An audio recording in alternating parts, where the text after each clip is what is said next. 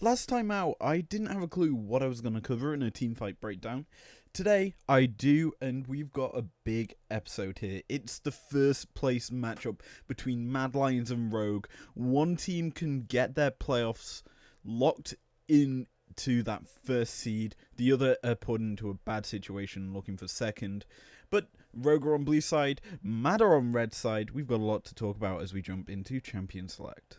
Also, DJ spin the dial. So, we load into the ban phase. We see quite a lot of bans towards the bottom half of the map, as Ezreal, Kate, Sona, Senna and Kalista all removed off the field here, as well as the Orianna for the mid. I like these bans a lot. Obviously Ezreal is very safe, removing a safety blanket off of a team who's been struggling in recent weeks is a huge thing to do. Sona I like as a ban because Madlions are the team that whipped that out first in the LEC, and they partnered with a Lux. Obviously they're not fearing that Lux too much, but with there being so many bans towards this bot side map, it does mean champions like Aphelios, Varus, who have all fallen off in recent patches, they've been nerfed down to nothingness essentially, have got a bit more priority. And realistically, we should be seeing a bit of a weird bottom matchup as a whole. And as we look at the first round of picks, Aphelios is the first lock in here for Rogue. Again, there's not much other options. I guess you could take, say, Xayah, which we do see picked up on the Mad side. But Xayah as a whole is not as good as Aphelios, because Aphelios still has that late game power spike that Xayah does lack. He also obviously gets so much utility out of his kit, and realistically will provide a lot more use to his team than what Xayah would. As for Mad though, Volley and Rakan are their first lock-ins here. Volley, probably the best jungler in the current meta. Yes, you could probably put an argument towards Kaz, Ziggs or Sedge at the moment for win rates and stuff. But Volibear as a whole is very good at clearing quick. Obviously you've got a good amount of dual trade ability with the kit, and you're really good at locking people up and diving them, especially partnering it with a Rakan. You just turn the turrets off with the volley ult, and then you have Rakan jump over top of you and with his grand entrance just lock up the target, giving you a very strong engage. And realistically, it is a very good start of the draft for Mad. Plus it also, because Rogue locked in the Aphelios, Mad can just technically lock in their support here of the Rakan, and essentially Rogue know what the ADC is. So essentially, because they've put priority on the support, they could technically just lock in Xayah now as their last pick in this phase. As the Rogue side though, for the last two picks of their phase, they go with Zero and GP. Strong blind pickable champs realistically for their roles. They're not going to pick up their support here to counter Rakan. Realistically, you'd expect probably a Leona if it's available into Rakan, because she can lock him up quite easily with her kit. Nautilus kind of does the same job as well for Rogue if they decide to go down that route. But it's down to how they want to play this. But GP, very safe. You've got a global ult. You've got a lot of harassment with them barrels once it gets late game. Plus you can play very, very safe. And Azir's the same sort of thing realistically. He's very safe. He scales very well into the late game and provides a lot of power in team fights. But last pick in this first phase is the Xayah. Yeah, goes well with Rakan because they're the lovers duo, of course. Provides a lot of utility, I guess, in terms of being able to lock up targets with the feather pullback into grand entrance, into the quickness from Rakan.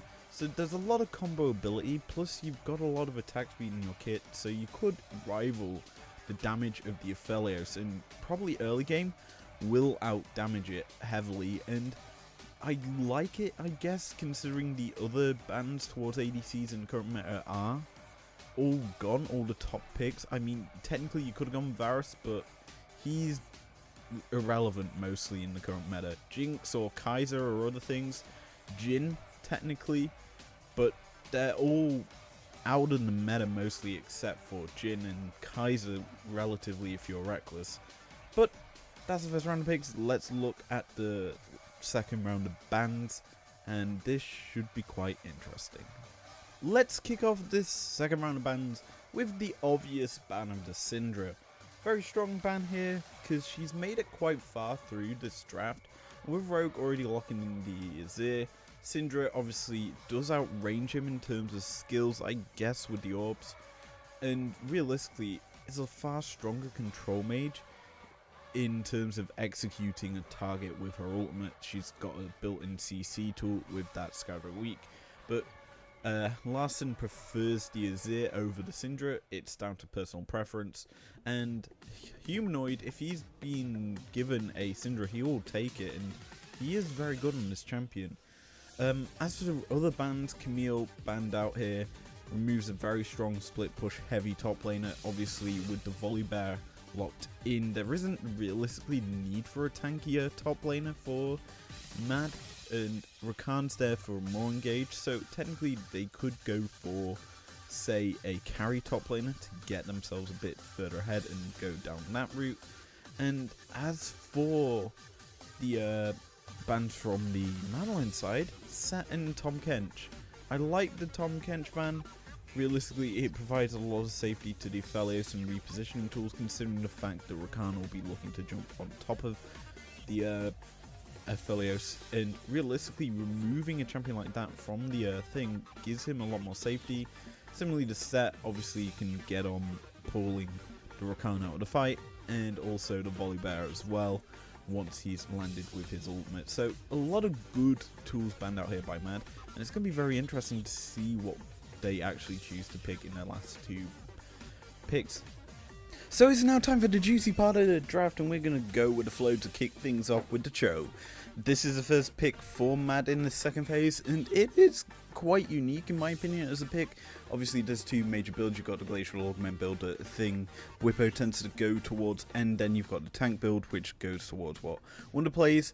Now with that lock-in as a whole being picked, brought into the meta more and more, I like it because of the objective control it provides with the Feast.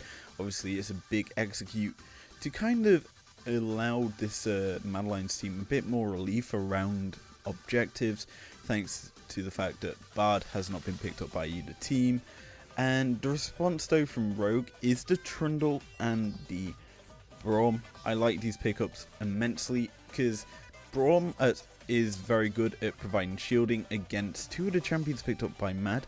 The last one we'll talk about in a few seconds, but Desire, obviously the feathers can't go through the unstoppable will from Braum, and realistically you just have the shield up and they're not going to do much to your team. You just stand in front of them, they can't exactly harass your teammates. As for the Trundle, great into the volley, into the Rakan and the Cho'Gath, obviously champs that want to build resistances into fences, and realistically they can't exactly do that too well, considering the fact that Trundle just is going to put his Subjugate, drain all your stats and your health away, and become this massive beast in a fight that realistically is just controlling your team comp. Now, last pick of this phase is that Kog'Maw that we were alluding to when we were discussing Braum. Provides a lot for this team in terms of artillery and firing in the damage. Obviously the Living Artillery ultimate is going to just burn you down the less health you have. And looking at the Rogue side, they are not that bulky. I guess you'd say Trundle and Braum are your big frontliners that have a lot of health, and having two frontliners on the Rogue side is actually huge, whereas on the Madlions side, obviously Cho and the Volley are there, strong frontlines with Rakan, but there's a lot of strength on the two teams here, and there's only one thing left to do as we'll jump into game through the nice music.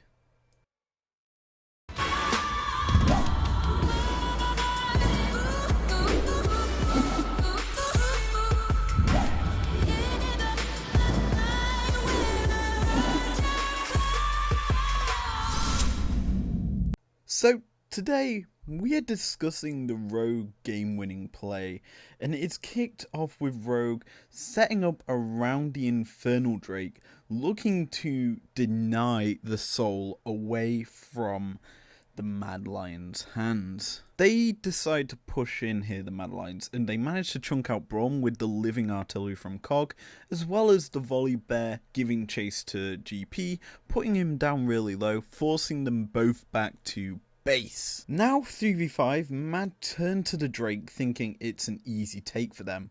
However, they do not respect the minion wave positioning in the mid lane, as the GP, who's just reset, got back up to full health, has decided to TP into the wave in order to look to finish the game.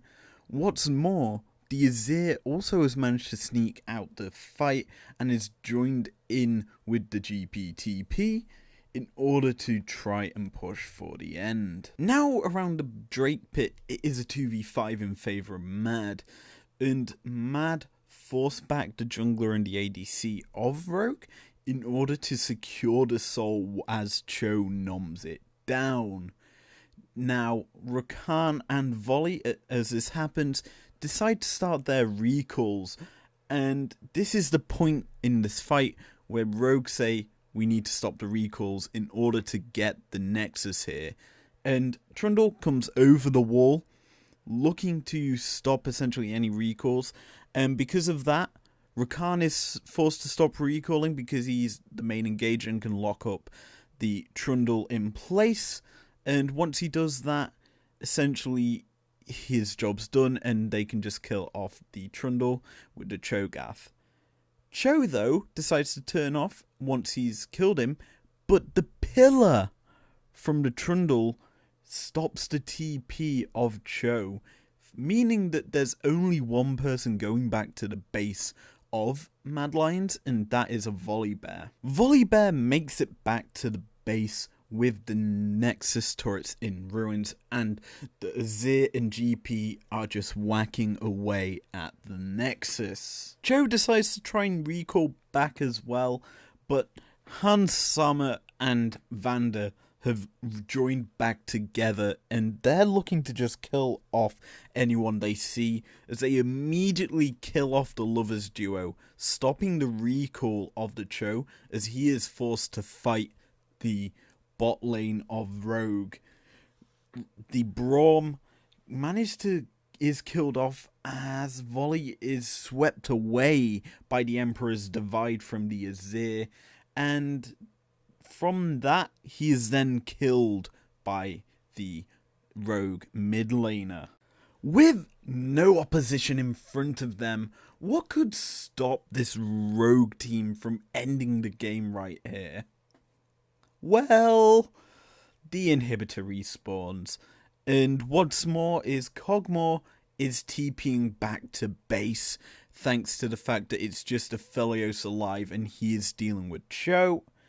But Aphelios kills the Cho'Gath, and he does a lot of damage to Cog as he gets back to his bot lane inhibitor turret. With the inhibitor down now, it comes down to the wire, as 5 autos from the sweeping forward Azir to the Nexus is all it takes to win this game, as the living artillery comes flying down onto the Azir. He is hit by one that drops him below 50 HP, and his last auto before the Cog's W would have killed him ends the game, giving the win here to this Rogue lineup, who deserved it by miles by just outplaying this Madlions lineup. Anyway, if you enjoyed this video, leave a like down below. Subscribe if you're new if you want to, and I will see you guys later. Peace out.